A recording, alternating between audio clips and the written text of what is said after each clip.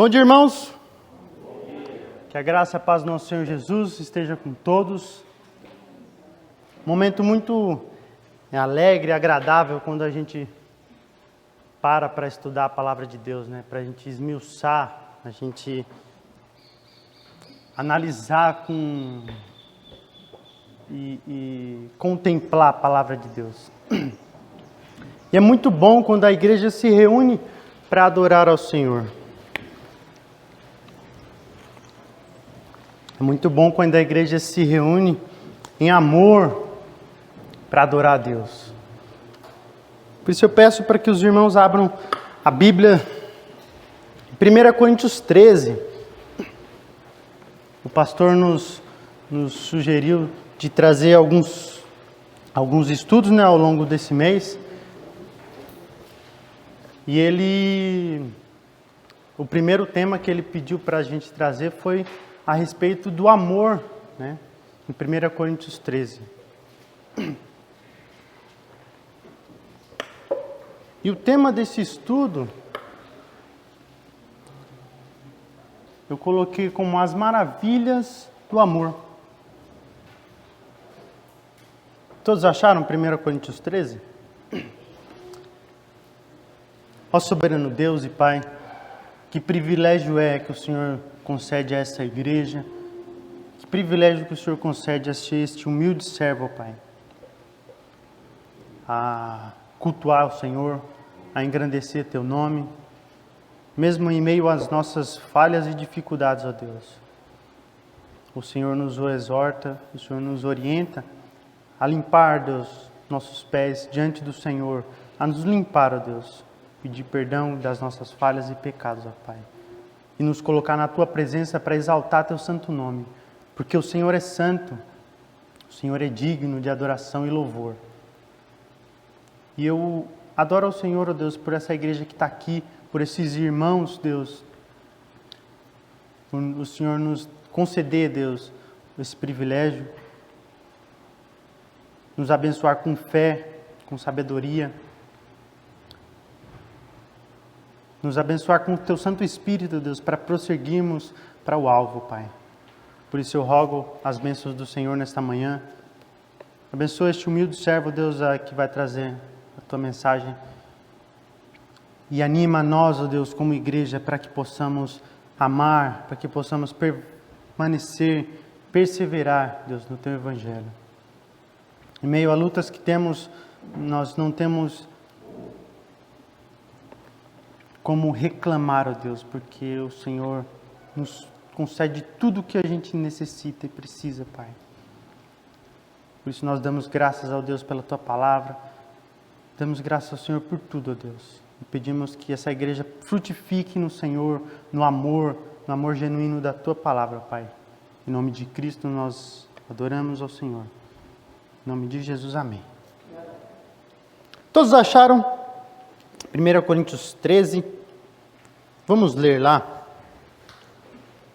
Quem quiser participar na leitura, viu? Vocês podem participar também. E durante o estudo também, se vocês quiserem contribuir com algo, comentar, participar, é bem-vindo, tá? 1 Coríntios 13 fala assim: passo agora a mostrar a vocês um caminho ainda mais excelente. Ainda que eu falasse a língua dos homens e dos anjos, se não tiver amor, serei como o sino que ressoa e como o prato que retine.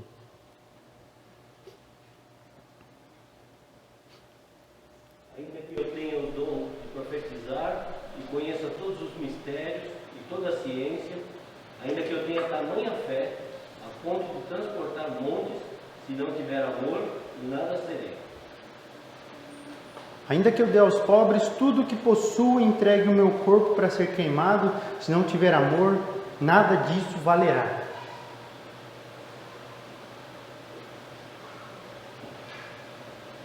O amor é paciente, o amor é bondoso, não inveja, não se vangloria e não se orgulha. Não maltrata, não procura seus interesses, não se ira facilmente e não guarda rancor.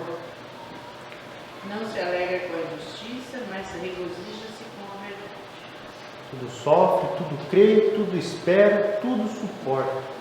O amor nunca falha, mas havendo profecias cessarão, havendo línguas passarão, havendo ciência passará. Pois em parte conhecemos e em parte profetizamos. Mas quando vier o que é perfeito, então o que é o impacto será aniquilado. Quando era menino, eu falava como um menino, pensava como um menino e raciocinava como um menino. Quando eu me tornei homem, deixei para trás as coisas de menino. Porque agora vemos como a imagem por escura no espelho, em líquido, mas então o veremos face a face. Assim, permanece agora esses três: a fé, a perseverança e o amor. O maior deles, porém, é o amor. Irmãos, esse é um texto bastante profundo, né? Se a gente entender o contexto do que ele é escrito. E a gente tem que olhar para a palavra de Deus não apenas como um retrovisor. Quando você está dirigindo um carro e você olha no retrovisor, você olha para trás. Nós temos que analisar a palavra de Deus com uma lupa, examinando ela, porque ela traz ensinamentos. Esses ensinamentos foram escritos para nós. Não devemos olhar só lá para trás, mas para nós, para hoje, para o que a gente vive, né? Porque a palavra de Deus nos dá direção, nos dá o caminho certo daqui para frente. No momento que você tem Jesus, né? Para você prosseguir e permanecer. Né? E essa carta, o apóstolo Paulo, ele escreve para lidar com os problemas da igreja, né? Com os problemas que a igreja tinha. E os problemas que eles tinham naquele tempo. Mas os problemas que eles tinham naquele tempo, a gente ainda vive isso até hoje. Por quê? Porque o ser humano ainda é o mesmo. A gente ainda vive, muitas vezes, no nosso eu, na nossa carnalidade. Os problemas que eles tinham ainda temos até hoje. Mudou o quê? Tecnologia, mudou algumas culturas, alguns comportamentos, mas o coração pecaminoso ainda é o mesmo. Então as dificuldades são praticamente as mesmas, são muito parecidas. Eu pergunto para vocês, por que o apóstolo Paulo ele escolheu a cidade de Corinto para a segunda viagem missionária dele? Os irmãos sabem? Por que ele escolheu aquela cidade? Uma cidade tão pervertida. Alguém sabe me responder? Vamos participar aí com a gente? Não? Corinto ela é uma cidade portuária, né? Uma cidade que tinha um fluxo de gente bastante elevado, né? Tinha sido reconstruída recentemente. Ela tinha sido destruída e reconstruída um pouco antes da vinda de Jesus, né? 46 a.C., se eu não estou enganado. Então, era uma cidade nova, né? Uma cidade que estava chegando muita gente, tinha muitas chances do evangelho prosperar, da igreja crescer. Esse foi um dos fatos com que o apóstolo Paulo escolheu essa cidade. E tinha mais chances do evangelho crescer numa cidade nova do que numa cidade histórica. Né? Numa cidade histórica, o que acontece? As pessoas vão para visitar, saber da história deles, da história do país, da família, né? Uma cidade histórica é sedimentada, parada, né? Só quem vai lá, chega pouco tempo e depois sai. Quem vive lá é quem? As pessoas que moram lá, né? Mas a cidade de Corinto, ela era conhecida exclusivamente pela luxúria, né? Pela imoralidade sexual. Né? Era um sinônimo, quem morava em Corinto era um sinônimo de moralidade, de depravação, né? As pessoas eram consideradas depravadas. Quem morava na cidade de Corinto, né? Havia o quê? Prostituição religiosa, né? Por que isso? Porque havia um templo lá, construíram um templo da deusa Afrodite. Construíram um templo lá para a deusa Afrodite, a deusa do amor, né? E lá aconteciam todas essas imoralidades. As prostitutas iam exercer o ofício delas lá dentro de maneira religiosa, né? Naqueles cultos pagãos. E além daquele templo, outros templos também foram construídos para outros deuses, né? Pagãos. Também a comunidade judaica chegou naquela igreja e eles construíram também um templo para adorar a Deus na cidade de Corinto. Então a cidade em si era bastante populosa, bastante agitada, com uma variedade imensa de culturas, de religiões, de pessoas, né? Diversas pessoas. E essa carta, ela foi escrita exclusivamente para resolver problemas.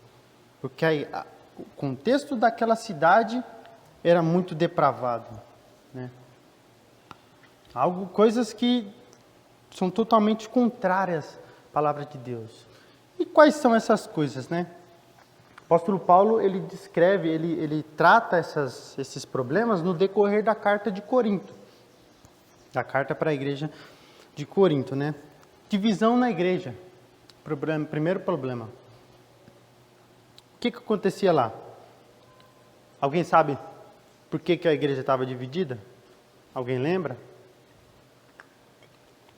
Ninguém quer participar? Nada? Tá bom. Uns falavam que eu sou de Paulo, eu sou de Apolo, eu sou de Jesus, eu sou de Cefas, eu não lembro. Tinham essas divisões, cada um seguia um, né? Porque um falava mais bonito, porque o outro tinha mais conhecimento, né? Porque o outro era mais santo, e haviam essas divisões. Segundo era a imoralidade, né? O que aconteceu? Um rapaz se apossou da madrasta, né? Ele estava tendo suas relações com a madrasta, esposa do pai dele, né? Não acontecia isso nem na sociedade, mas na igreja estava acontecendo. Idolatria, né? Alimentos consagrados a ídolos, né? Os irmãos não estavam fazendo a mínima consideração quanto a isso. Eram sacrificados animais e o que sobrava era levado para os mercados e assim eles compravam e estava tudo bem, eles sabiam, né? Assunto sobre a ceia do Senhor, né? Eles estavam tomando a ceia indevidamente, de maneira desordenada, totalmente irregular, a palavra de Deus, totalmente contrário ao que o Senhor havia ensinado, né? o que o apóstolo Paulo havia ensinado. Uns comiam, outros não, uns eram mais bem financeiramente, outros não eram, então eles faziam grupos, né? Se separavam ali, se dividiam, falavam, não, vamos comer aqui, sobrava o que sobrava, os menos favorecidos comiam sopa, outros comiam o filé mignon, e assim ia, né? E o quinto, e eu vou parar pelo quinto, mas tem mais alguns depois do capítulo 13, né? Diversidade de dons. Alguns irmãos daquela igreja, eles se achavam supra-sumos, se achavam os mestres, os masters, porque tinham dons que outros não tinham, né? E eles se achavam superiores. Falavam assim, já que eu tenho esse dom, eu não vou precisar do Rafa. ele não vai somar em nada para mim. Mas há outros que não tinham dons, ou tinham dons que não eram tão bem vistos. Eles falam assim, já que eu tenho esse dom, então eu não faço parte do corpo. Isso é o contexto do capítulo 12, tá? Era isso que estava acontecendo. E é onde a gente vai entrar no nosso assunto agora sobre o amor, né? Os irmãos se achavam superiores por ter conhecimento, por serem, ter o dom da profecia, o dom de línguas, né? E isso acontecia. E se a gente lê outras cartas do apóstolo Paulo, ele elogia a igreja de Éfeso, Filipenses, Colossenses, Tessalonicenses, pelo amor que eles tinham. Mas para a igreja de Corinto, o que estava acontecendo? Totalmente ao contrário. Porque ele elogiou somente por causa dos dons que eles tinham.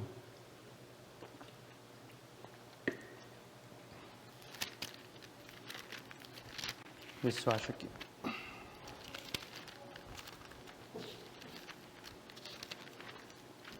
Capítulo 1.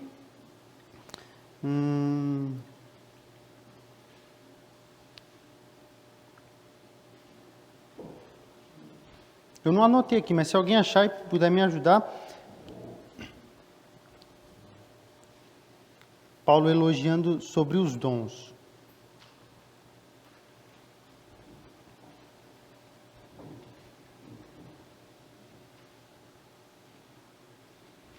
Tá, daqui a pouco eu lembro e eu já falo, tá? Então, eles eram elogiados somente pelos dons, pelo amor, não. Né? Acho que Coríntios 1:7, deixa eu ver. De modo que não fala a vocês nenhum dom espiritual, enquanto vocês esperam que o nosso Senhor Jesus Cristo seja revelado. Então, eles eram elogiados somente pelos dons que eles tinham. E o amor era onde eles estavam vulneráveis. Eles eram vulneráveis, trôpegos, falhos no amor. Né? E assim a gente tem que se policiar, para a gente não ser falho no amor. O amor é a base de tudo, irmãos. Jesus Cristo, Ele nos amou de tal maneira que Ele se entregou. Ele foi até a última consequência, por amor a nós. Para pagar o pecado de cada um de nós. E nos dar essa vida eterna. Né? Mas a gente fala de amor, amor, amor, amor. O que é o amor? Os irmãos podem compartilhar, podem participar sem medo de errar? Não tenham medo de errar. O que é o amor? O que os irmãos acham que é o amor, então? Sem medo de errar. Digam, participem, falem. O que é o amor? O que vocês acham que é o amor? Não tenham medo de errar, participem. Os mais sábios e entendidos aí podem me ajudar? Você falou isso, eu vou deixar aqui. Então os mais sábios, os mais humildes, todos os irmãos podem nos ajudar? Ninguém quer falar, né? Tá. Muitas pessoas relacionam o amor apenas como uma emoção, né? Quando o coração bate forte, a mão fica fria, suada, né? A pessoa sente calafrio na espinha. Eu estava assim no dia que eu fui casar. Estava lá amarelo, suando, mas as mãos frias, né? Coração acelerado, a emoção, né? Do momento. Muitos relacionam o amor com isso. Outros relacionam o amor como um sentimento, né? Romântico, algo de atração, ou um impulso, uma paixão inflamável, aquele coisa bem ascendente, bem crescente, né? Muitos relacionam o amor com isso. sendo que o próprio amor, ele vem de Deus. O amor é o próprio Deus. A palavra ágape, né? Os mais entendidos aí podem dar mais detalhes. A palavra ágape, né? É o amor sacrificial, genuíno, puro, santo. Amor de ação, de atitude, você ir lá e fazer. Se eu amo minha esposa, eu demonstro que eu a amo. Se eu amo meu filho, eu demonstro que eu amo meu filho. Meu pai, eu demonstro que eu amo meu pai. Eu demonstro que eu amo minha igreja, meu pastor, meus amigos. Amor é atitude, é ação. Foi o que Cristo fez por nós. Ele demonstrou com atitude. Ele não só falou, Joelle, Jesus Cristo, né? Falou, Joelle, eu te amo, Joelle. Mas aí a Joelle morre e vai, não, eu te amo, Pacheco, pastor Pacheco. Né? Jesus não falou isso, eu te amo, Jefferson, cada um de nós. Jesus não falou só isso, ele demonstrou com a vida, pagou, ele teve uma atitude, uma ação. Né? E nesse estudo de agora, de 1 Coríntios, vamos dividir ele em 3 pontos, né? E o primeiro ponto a gente vai falar sobre a superioridade do amor, do verso do 1 ao 13. A gente já leu, né? O amor, ele é superior a todos os dons, né?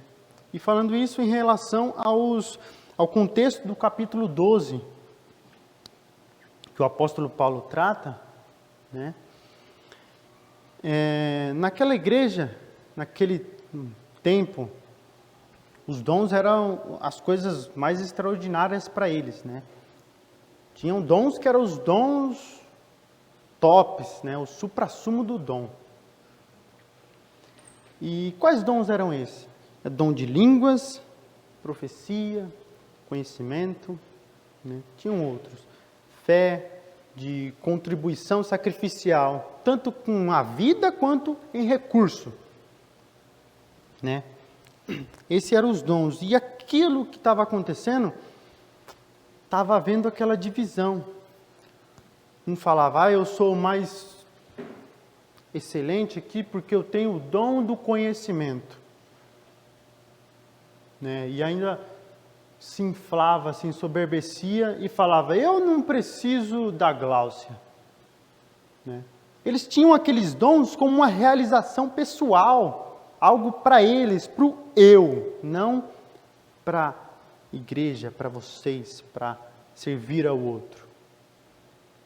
Né? E isso estava causando aquelas divisões. Outros também que não tinham nenhum dom, já que eu não tenho nenhum dom, já que eu não tenho um dom tão específico assim, eu não faço parte da igreja.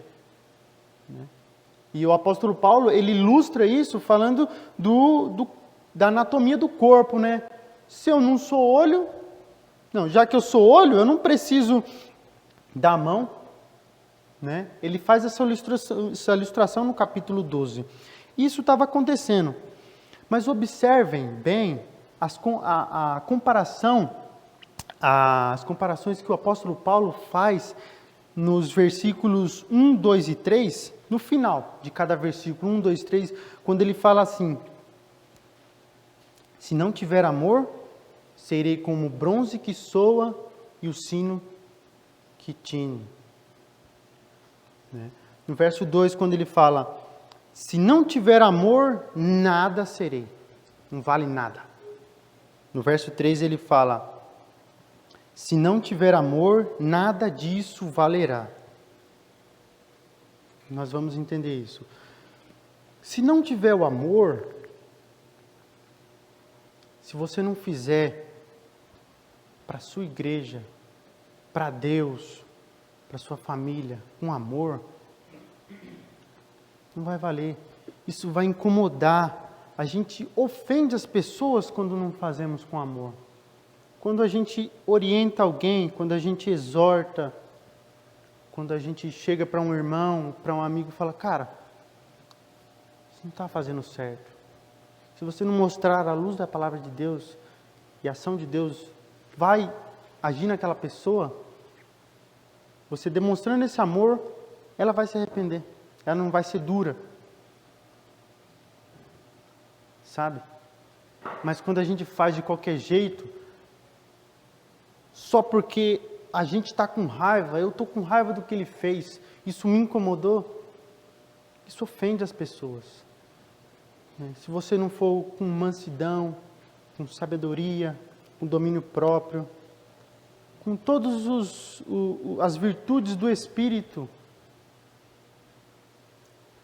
com amor, isso vai ofender as pessoas. Isso incomoda, isso cansa.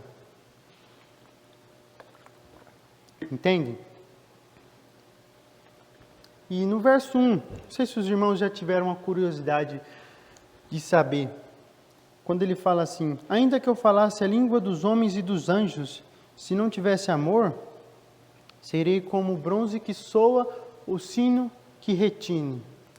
Os irmãos sabem o significado desse bronze que soa e o sino que retine? Alguma tradução fala diferente? Metal ou prato, né? Isso tudo incomoda, tá? Esses barulhos. Alguém sabe o porquê que o apóstolo Paulo usa essa ilustração? Isso tinha a ver com o contexto daquela época do que eles viviam, né? Naquela época, tinha um instrumental, não é um instrumental, né? Instrumental é uma coisa agradável, eu acho. Mas eram alguns instrumentos que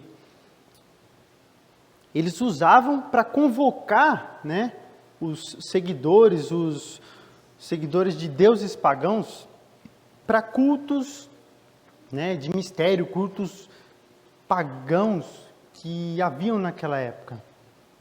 Então era um barulho bem agudo, constante. Não sei se tem outra palavra, mas eu não estou lembrado. Algo que incomodava, que cansava. Era um barulho, um som de um sino, né? Um sino grande, badalando várias vezes. E isso sempre cansava. É como se fosse, por exemplo, uma criança chorando e você não consegue fazer aquela criança parar, você não consegue acalmar ela. Ou um cachorro latindo e você está dormindo, né, meia-noite, morrendo de dor de cabeça, tentando dormir, e aquele cachorro latindo. Esse barulho, esse sino, era como se fosse isso, né? Por favor, pastor. É um som ou barulho que ocupa a sua mente e não deixa você pensar em mais nada. Isso, exatamente. Algo que, se você... Constante para você não pensar em mais nada. Perdi o foco. E isso para convocar aqueles perturbadores, exatamente, para convocar aquelas pessoas para o culto pagão deles, né? É isso que o apóstolo Paulo se refere quando ele fala desse metal que soa e o sino que retine. Se não tiver amor, isso vai ser só barulho. Não tem um propósito fundamentado, né? E o apóstolo Paulo fala que vocês podem ter o dom de línguas, mas se não tiver amor, não tiver a base, né? Não tiver aquele norte, o alvo, isso vai cansar as pessoas, isso vai incomodar as pessoas, isso vai cansar elas. E não serve para nada. Exatamente, só para incomodar, né? Ofende, né? Verso 2 fala assim: ainda que eu tenha o dom de profecia, saiba todos os mistérios e todo o conhecimento, e tenha uma fé capaz de mover montanhas, se não tiver amor, nada serei. A segunda comparação lá: se não tiver amor, nada serei. O que quer dizer isso? Por mais que você seja o suprassumo, né, da igreja, você seja o melhor professor de escola dominical, você seja o melhor pastor, né? Ou foi o melhor pastor, cuidou da igreja todos esses anos. Só um exemplo, tá, pastor? Cuidou da igreja todos esses anos, né? Foi um pai excelente, quem cuida das crianças lá de maneira excelente, um regente excelente. Se você pode ser o melhor músico, se você não tiver amor, isso não vai valer de nada. Não vale nada. Se não tiver amor, você é um nada. Porque você não está fazendo com amor, com a dedicação certa. Se você fez todas essas coisas, todos esses tempos, sem amor, você só fez mais uma coisa que você nem vai lembrar. E se a gente faz sem amor, o Senhor não pode se gloriar, a gente não vai fazer isso para a glória de Deus, porque não tem amor. Você não vai se dedicar totalmente. E o verso 3 lá, a comparação, quando ele fala, se não tiver amor, nada disso valerá. Naquela época, como eu já havia falado, né, nos cultos pagãos, o contexto que eles viviam naquela época, né, antes de se converter ateamente, ou algo que eles levavam para a igreja, naqueles cultos eles faziam os sacrifícios deles em dinheiro ou com a própria vida. Só que o apóstolo Paulo refuta isso falando que se não tiver a motivação certa, a teologia certa, né, não tiver Deus, você vai perder esse sacrifício. Não vai valer nada. Não vai chegar ao Senhor com um aroma suave. Por isso que ele fala, ainda que eu dê aos pobres tudo que eu possuo, entregue meu corpo para ser queimado. Se não tiver amor, não vai valer nada. Eles se sacrificavam a vida deles, todo o recurso, mas só por uma motivação que não valia nada. Isso sem amor. Sem amor não vale nada. O amor é a base de tudo. É o que a gente precisa colocar como foco na nossa vida, para derramar nossa vida na vida do irmão, para reconhecer o sacrifício de Jesus. A gente tem que examinar a palavra de Deus com uma lupa, tá? Vendo os ensinamentos que ela tem para nós. O que o Senhor quer dizer com essa palavra, com esse amor? Será que eu preciso ouvir isso realmente?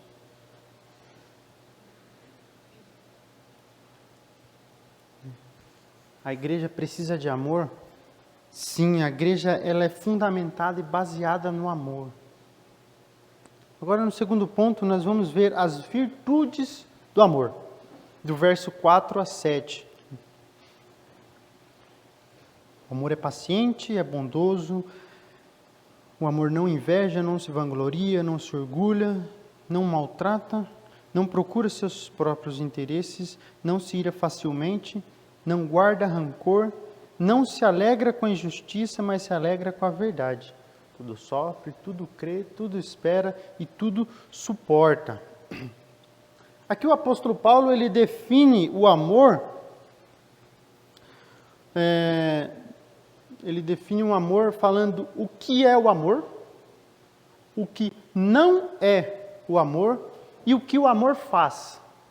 Vocês conseguem entender, conseguem ver isso? O que o amor é, o que o amor não é e o que o amor faz. Aí uma pergunta agora, eu queria uma participação agora, tá?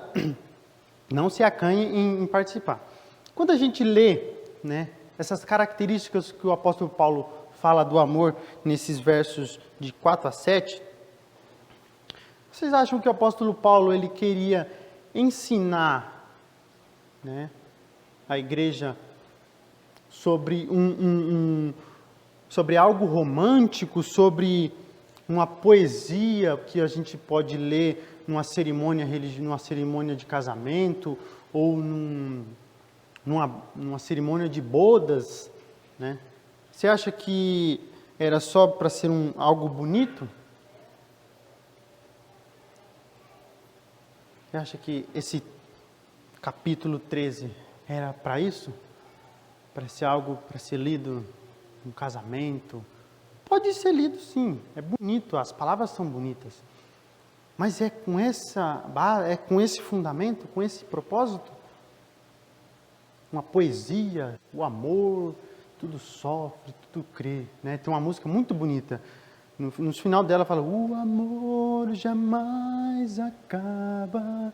É muito bonita essa música. Mas é para esse propósito realmente? Não, exatamente. É para resolver problema.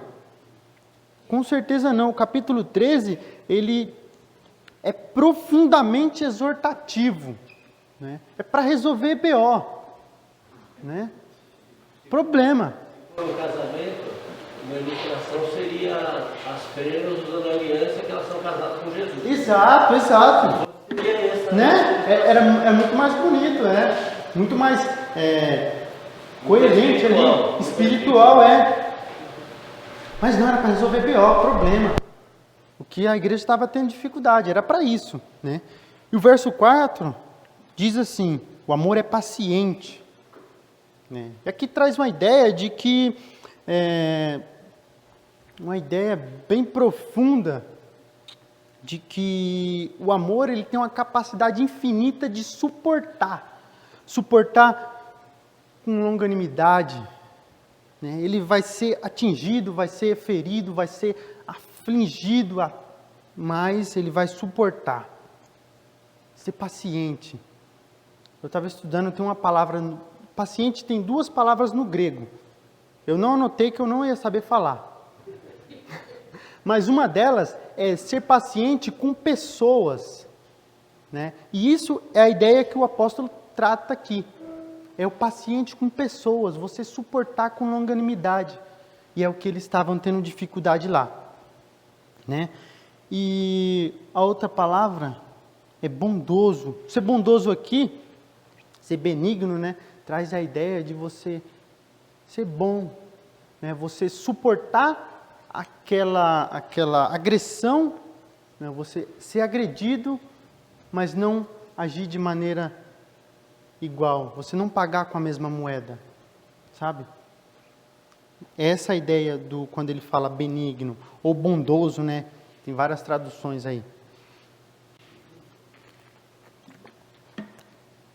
Mas e como é que a igreja estava agindo? Como é que a igreja de Corinto estava agindo? O apóstolo Paulo fala que o amor é paciente, né? Para a gente ter paciência com as pessoas, é bondoso, você é atingido e você não retribui da mesma forma. Como é que a igreja estava agindo?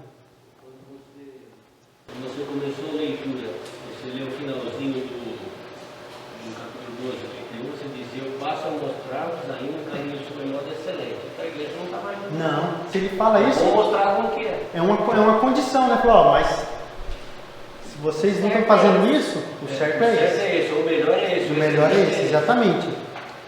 Vamos ver lá como é que a igreja estava andando. Capítulo 6, versos 5, 6 e 7. Capítulo 6. Vixe, a hora voou aqui, meu. Nossa. Vamos lá. Verso 5 fala assim: digo isso para envergonhá-los. Acaso não há entre vocês alguém suficientemente sábio para julgar uma causa entre os irmãos? Mas em vez disso, um irmão vai ao tribunal contra outro irmão, e isso diante de descrentes.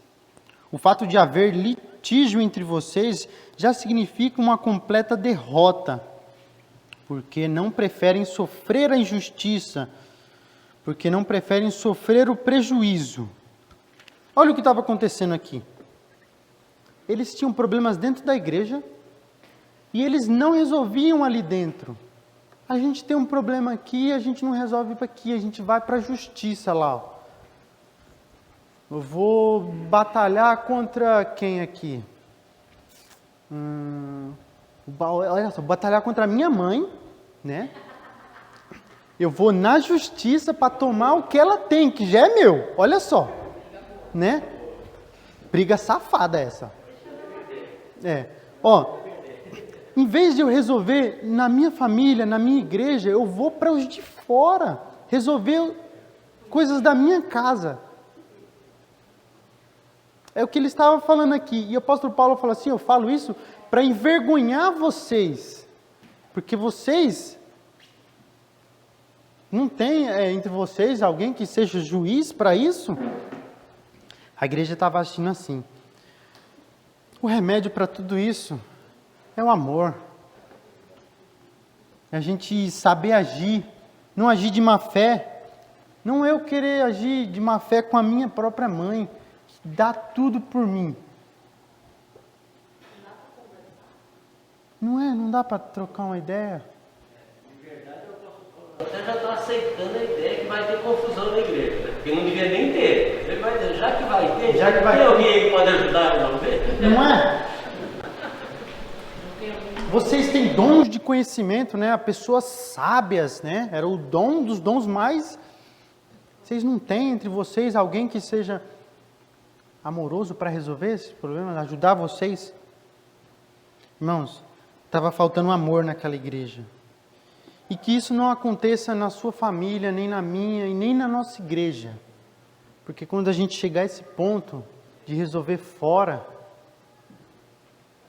a gente já vai estar totalmente contrário, desviado da palavra de Deus. Não vai estar mais à luz do eterno. Por causa do nosso ego, da nossa hipocrisia egoísta. O eu, né? Eu quero para mim. Não quero que ninguém me ajude. Os outros de fora vão me ajudar. A minha igreja não. Era isso que acontecia. E no verso 4 ainda, fala assim, o amor não inveja, não se vangloria, não se orgulha, né? Não arde em ciúmes, não se ufana, não se ensoberbece. Aqui está falando que o próprio irmão não se alegrava com o sucesso do outro, né? Tinha ciúmes, nossa, aquele cara comprou, nossa, ele conseguiu reformar a casa dele. E a pessoa fica chateada, angustiada com aquilo. Tinham crentes ufanados. Ufanar aqui, a palavra ufanar é cheio de vento, né? Cristãos inflados, cheio de si, né? Nariz empinado. Eu queria fazer uma pergunta. Eita, lá. Você vai entrar no ponto aqui. Pode. Tá? Se alguém cometeu um crime contra alguém na igreja, essa pessoa deve ficar. Se alguém da igreja Aconteceu um crime aqui dentro. procurar a justiça? É. Boa pergunta, hein, cara? Profunda pergunta. Eu não digo nem matar. Mas se alguém falar mal do outro. Falar mal? É. Eu falar mal no Brasil aqui, às vezes é crime. Mas aí Você difamar alguém. aí leva para aquela ideia que a gente não vai estar agindo de maneira espiritual, né? Carnal, na verdade. E procurar justiça significa que a pessoa não vai ter o amor para falar assim, poxa, aquela pessoa pecou contra mim. Eu vou primeiro falar com ela, né? Eu acho que eu não sei te responder. Profundamente eu sei como agir nesse momento, tá? A sua resposta foi excelente. Eu não sei como responder. Mas não é fácil, não. Aconteceu comigo. Um crime contra a minha pessoa, do irmão. Eu falei, pastor. Foi eu que passei o castigo resolver. Se arrepender, não. Aconteceu, eu ia ter na polícia na época e ter denunciado por calúnia. Informação. Foi o que aconteceu, foi calúnia e informação para a minha pessoa. Ficou provado que era. E eu passei o castigo, mas vamos conversar com a pessoa, mostrando, falando que eu poderia ir na polícia e denunciar. O irmão se arrependeu, voltou atrás, desmentiu tudo que tinha dito sobre a pessoa para as pessoas. Pronto. Difícil, hein? Dá para resolver, né? Dá pra O resolver. Deus está falando, dá para resolver. Obrigado. Essa de procurar Essa procurar pergunta- justiça, né? Essa pergunta foi muito boa porque faz a gente pensar de como a gente agir com amor, como a gente tem uma atitude, né? Eu devo ir na justiça realmente?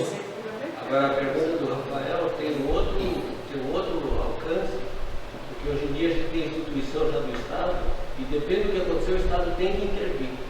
Por exemplo, se você atropelar alguém, não adianta só acertar, não machucou. Tem que. Ou machucou pouco. Você vai no hospital, resolve e tal. Não, o Estado tem, você chega lá no posto de saúde, no hospital, tem um policial. Ele vai ver que a pessoa chegou ferida, ele vai fazer um boletim e vai ter um processo. Pode não dar em nada, mas vai ter um processo. Mas vai ter que correr alguma coisa. O Estado tem que agir, está na lei agora, né? Aí. Então, aí não tem jeito, vai para a justiça comum, você vai encontrar um juiz lá que provavelmente não é crente. E ele vai conversar com o delegado. Ele vai conversar Mesmo com que você atropele a sua mãe, por exemplo, como você usou o exemplo. Que você poderia conversar e resolver. Exato. E tem uma definição na lei. Se sair sangue, o Estado tem que entrar. Tem que intervir. Tem que entrar. Tá vendo? As leis mudaram, os comportamentos, as culturas, né? Tudo mudou. Não sei se era assim antigamente, mas a gente tem que saber dosar, saber lidar com esse tipo de situação. Não é verdade? Obrigado, irmãos, pela contribuição, né, a participação. Ajudou muito. E a gente parou no não se ufana, né? Não se ensoberbece.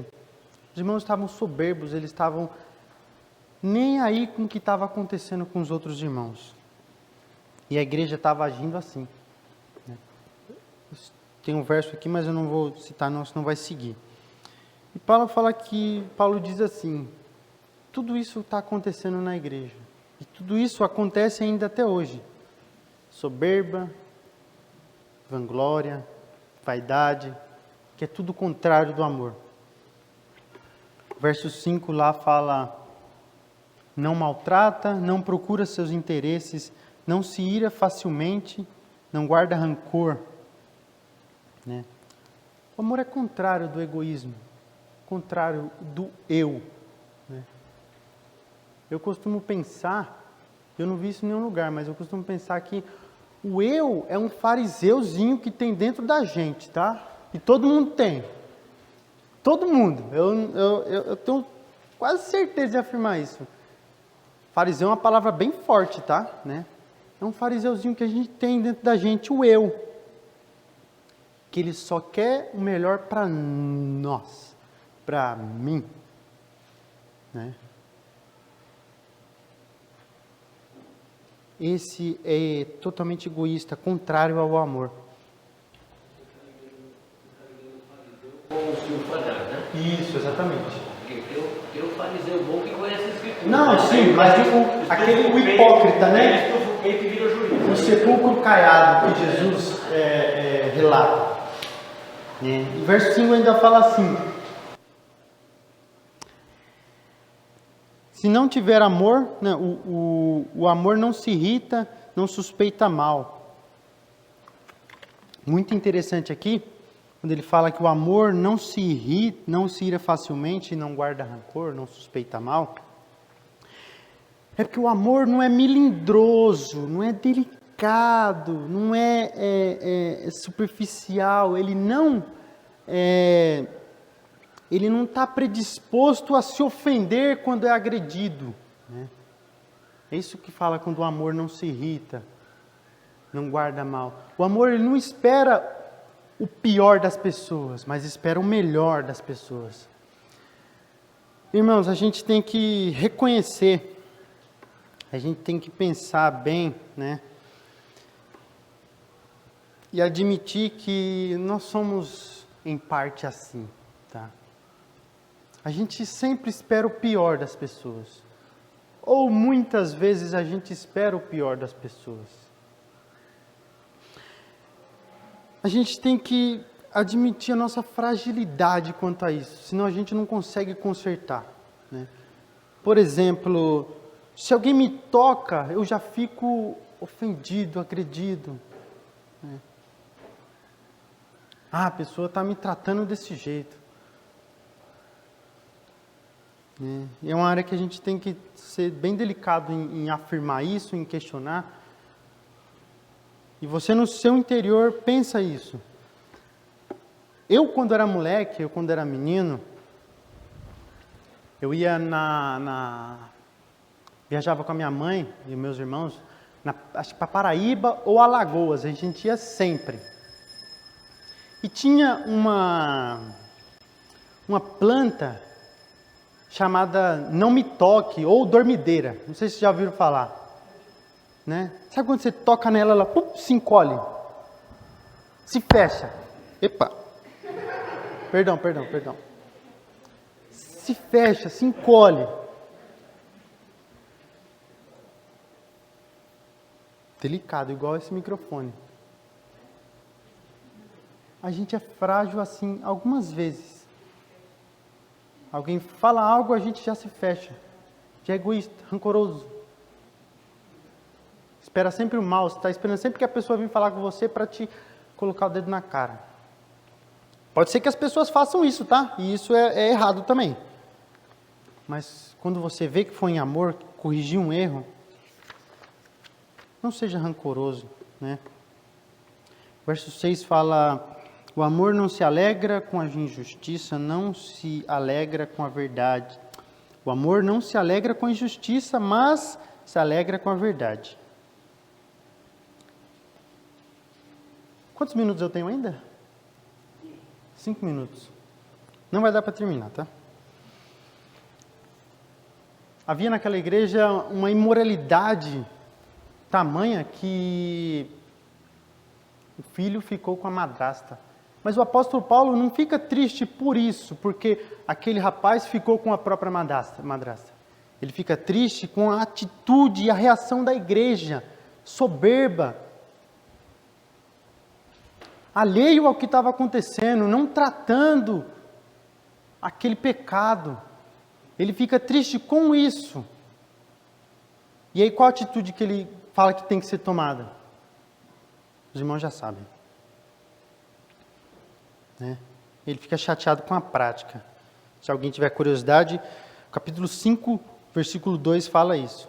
No verso 7 fala: tudo sofre, tudo crê, tudo espera e tudo suporta.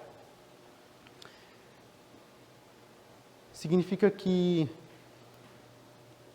tudo sofre quando a gente abre mão dos nossos direitos, dos direitos que nós temos.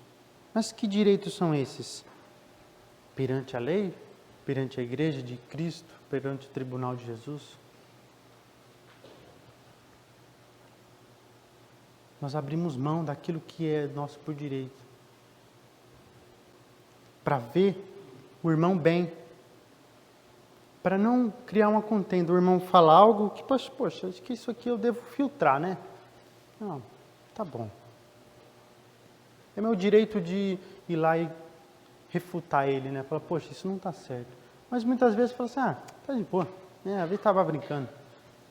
O amor é isso. Ele abre mão, né? E quando fala que o amor tudo crê, o apóstolo Paulo ele estava sendo questionado sobre o seu apostolado, né?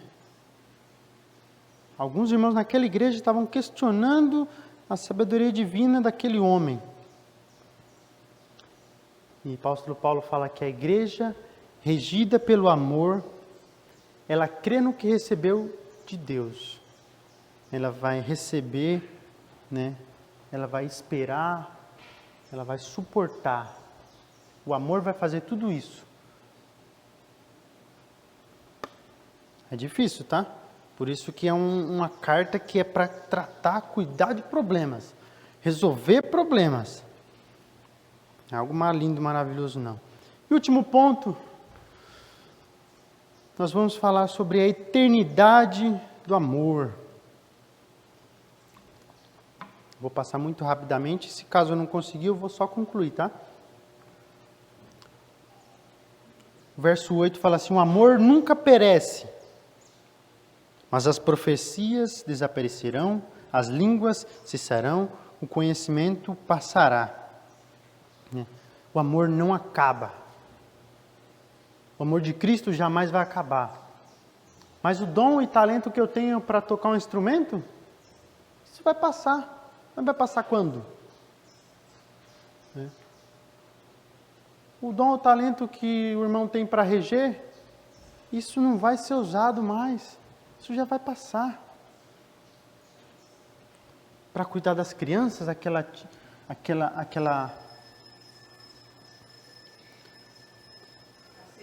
facilidade, né? Paciência. Isso não vai precisar mais. Mas quando não vai precisar mais? A gente vai ver. Vocês me dão 5 minutos? Já estou terminando. Só mais 5 minutos. Né? Aquela igreja, ela tinha os dons que eram os dons supra-sumo, né? O dom mais top. Dom de línguas, profecias e de conhecimentos. O apóstolo Paulo fala aqui, dom de língua. Ele refuta essa ideia um pouco antes do capítulo 12. Fala assim, esse é o dom menos importante, tá? Vocês nem se preocupam com isso, que isso aí, ao longo do tempo, isso vai passar, nem vai usar mais. E na glória, então, todos nós falaremos a mesma língua, não vai ser dividido igual lá na Torre de Babel, foi dispersado, né? Por causa que houve as diferenças de língua. Precisa de um intérprete, né?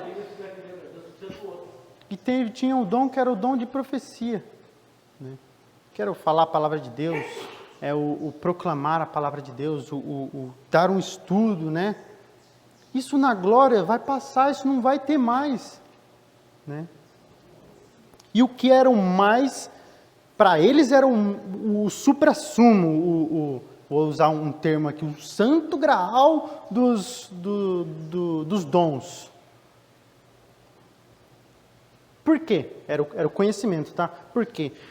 Porque eles eram filósofos, eles viviam nas praças, falando da sua sabedoria, né? Eles debatiam sobre sabedoria, sobre a importância, né? Sobre as suas filosofias. E para eles esse era o melhor, tá? Irmãos, para onde a gente vai, não vai ter nada disso. O apóstolo Paulo fala que para onde a gente vai, na glória com Deus, isso tudo vai passar, né? Um saltinho aqui, verso 11 e verso 12, ele faz uma ilustração, né?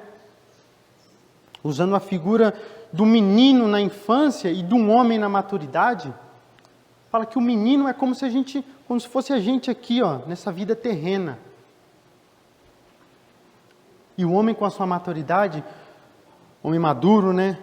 É como se fosse na eternidade. Aqui eu conheço o amor só em partes, mais ou menos. Mas na eternidade eu vou conhecer como ele realmente é. Verso 12, rapidinho. A cidade de Corinto, eles fabricavam belos artesanatos, né? Espelhos maravilhosos de bronze. E esses espelhos, eles eram um pouco opacos, foscos, né? E quando ele fala aqui, agora pois vemos apenas em reflexo obscuro, como em espelhos, mas então veremos face a face. Eles usam isso porque aqueles espelhos daquela época eram meio opacos, eles não refletiam igual hoje os que nós temos hoje. Entende? E na glória, na eternidade, a gente vai ver realmente como ele é, como nós vemos face a face. Nós saberemos como realmente é o amor. Hoje a gente conhece em parte, tá? Só uma parte, um pouco. Por isso que a gente tem que se esmerar nessa parte para não deixar morrer o amor, para a igreja ser fundamentada, né? Paulo queria que a igreja corrigisse a perspectiva que eles tinham, né, sobre a grandeza da eternidade, e não algo temporal, que acaba, né? Conclusão. A resposta para uma igreja madura é a prática do amor. Amor a Deus, amor ao próximo. Como é que a gente ama a Deus? Obedecendo as leis dele, que é as Escrituras. Isso é amar a Deus. Seu filho demonstra que te ama quando ele obedece, quando você dá uma ordem, tá? E a prática do amor é atitude, irmãos. Amar ao próximo é uma atitude, a gente tem que demonstrar que ama ele com uma atitude.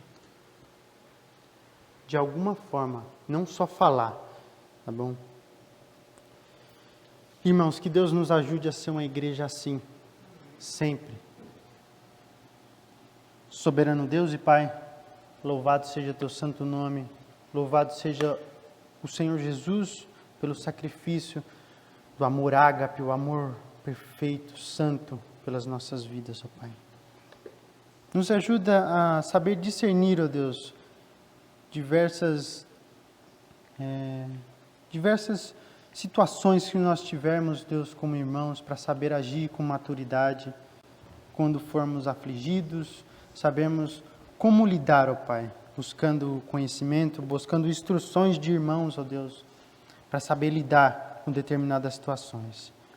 Nos ajuda a amar um ao outro, Deus, mesmo que sejamos afligidos. E o Senhor nos exorta a isso porque o Senhor sabe que muitas vezes é difícil, mas se nós tivermos o amor à base de tudo, isso se tornará possível. Por isso, ó Pai, nós pedimos ao Senhor discernimento e sabedoria na Tua palavra, para poder amar, para poder perdoar, ó Deus, e poder corrigir aquilo que nós temos de dificuldade. Ajuda essa igreja, ajuda a mim, ó Deus, me ajuda, para que juntos possamos amar, possamos nos debruçar ao Senhor em amor ao próximo, ó Pai, amor ao Senhor. Para a glória de Jesus nós o adoramos, nós pedimos e agradecemos, ó Pai. Amém. Irmãos, Deus abençoe. Espero que os irmãos sejam ricamente abençoados. Obrigado a todos pela participação. É isso, irmãos. Deus abençoe.